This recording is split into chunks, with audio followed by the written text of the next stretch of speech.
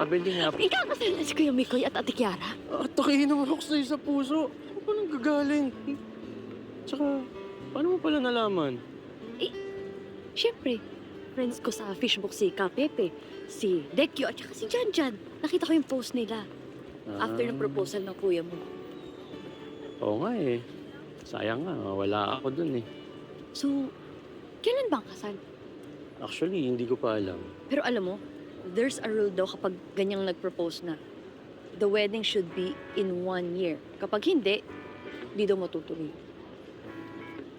Alam mo, sa tindi ng pinagdaanan ni Kuya Mikoy tsaka ni Ate Kiara, nako, wala nang makakapigil sa dalawang yun kung kailan man nila gusto magpakasal. Am I invited? Oo naman. Ba't naman hindi?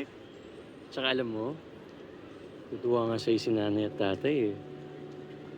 Alam mo yung isang summer na pinagsamahan natin, yung isang buong bakasyon na in-spend natin together sa tortahan. Alam mo, yun doon masasabi namin na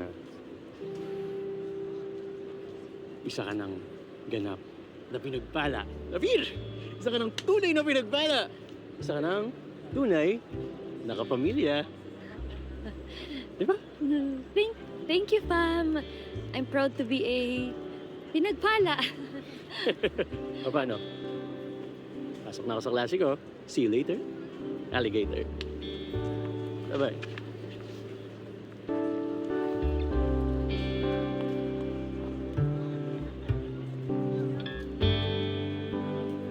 Hi everyone! I'm Queen Ay Mercado of A Secret in Prague.